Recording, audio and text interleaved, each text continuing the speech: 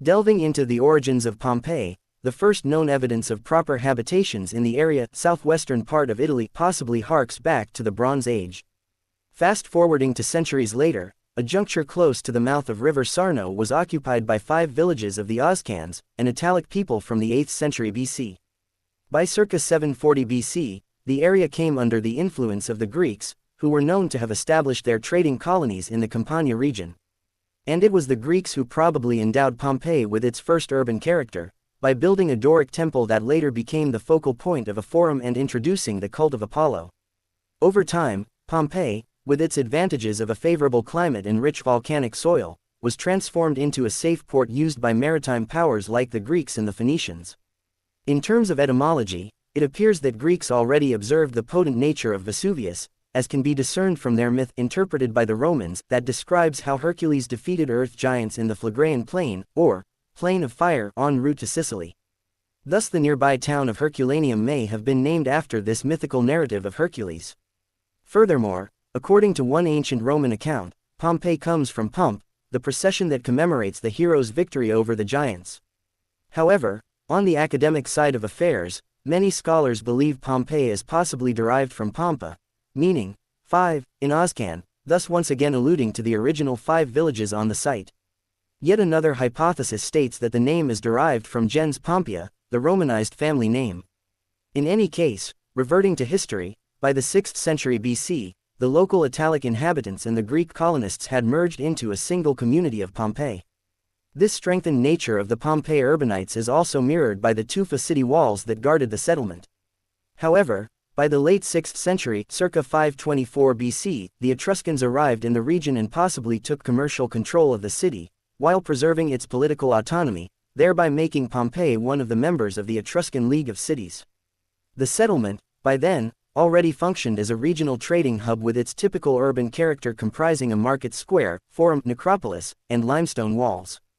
But the Etruscan influence on Pompeii was cut short after just 5 decades, with the Greek city of Cumae, allied with Syracuse, inflicting a heavy naval defeat on the Etruscans in the Bay of Naples, in circa 474 BC. Quite intriguingly, even the newfound Greek political might in Pompeii was short-lived, with the Campania region, in turn, being invaded by the Samnites, a warlike Italic people originally hailing from the south-central part of the peninsula. The city itself had already begun to show signs of deterioration since circa 450 BC, with the dilapidation of various urban areas and a lack of offerings made at the Temple of Apollo. And possibly, by circa 424 BC, Pompeii was wholly conquered by the Samnites, and the settlement, along with other proximate cities like Capua and Nola, gradually adopted the characteristics and architectural styles of their Italic overlords. To that end, while the Samnites were known for their proclivity toward martial pursuits, archaeological evidence has also alluded to the cultural and architectural achievements of these people. For example, recent excavations have revealed the remains of a full-fledged Samnite temple within the confines of Pompeii. Dated from circa 4th–3rd century BC, the structure was dedicated to Mephitis, the Samnite equivalent of Venus, who was also venerated in volcanic areas and swamps as the personification of poisonous fumes emanating from the earth. In addition to the temple, archaeologists have also found a Samnite tomb, along with objects and artifacts, like lamps, terracotta work, seashells, coins, and a bath. The latter, bath, feature was possibly used for what historians have called sacred prostitution. In the ritual, the betrothed women were required to lose their virginity for a coin before their actual marriage. Interestingly enough, in spite of the political control of the Samnites over Pompeii in the 4th century BC, the era also brought forth nascent levels of Roman influence in the city, possibly because it hosted a part of the Roman army during the Latin Wars, circa 343 BC.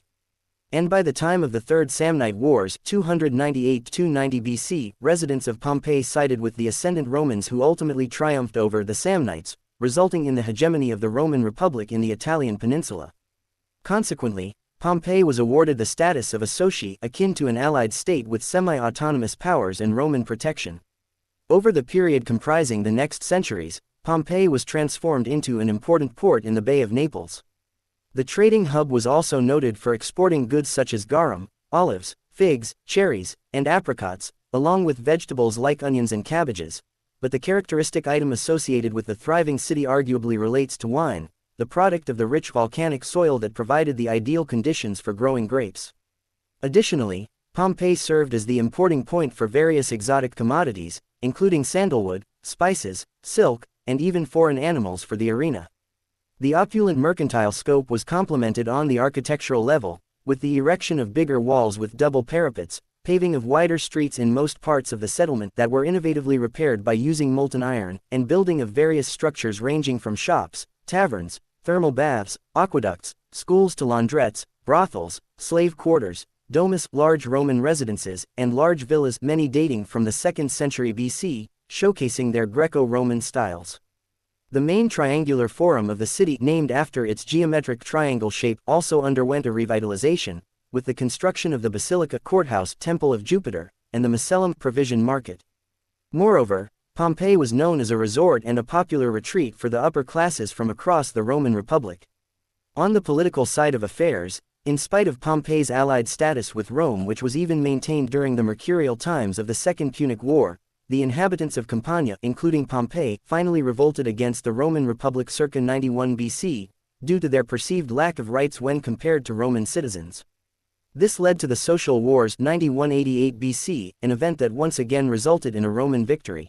However, as a means to assuage the semi-autonomous cities and polities, the Republic offered Roman citizenship to all its Italian allies, thereby resulting in the complete Romanization of Italy. As for Pompeii, the city was successfully besieged by Sulla during the war. Consequently, it came into the fold of the Roman authority and was settled by around 5,000 of Sulla's veteran legionaries. From that point on, Pompeii was ruled as a Roman colony called Colonia Cornelia Veneria Pompeianorum, and the town was further revitalized with the formation of a local senate and the building of an amphitheater. Pompeii, in the region of Campania, known for minor seismic activities, was afflicted by a massive earthquake in 62 AD. As a consequence, a great number of structures, including temples, roads, and houses, collapsed, while fires and smoke made their severe presence felt in many corners of the city. In spite of the ensuing anarchy and a significant number of casualties, parts of the infrastructure and forum were rebuilt, including the central thermal baths. Many new structural projects were also initiated, like the Temple of Vespasianus and the Temple of Lares. And while Pompeii experienced increasing degrees of seismic activities in the following years, the catastrophe struck in the year 79 AD, when Vesuvius erupted. Shrouded by displays of smoke, fire, explosions, and layers of pumice particles, the city was soon covered in flecks and fragments of ash discharged by the eruption. And while the buildings were already beginning to collapse from the weight of such heavy deposits, the shock and awe came 4 hours later, in the form of destructive waves of superheated volcanic matter and gas pyroclastic flows from the imploding cloud over the volcano. According to some studies, it might have been the heat rather than asphyxiation caused by ash that resulted in many untimely deaths inside the buildings.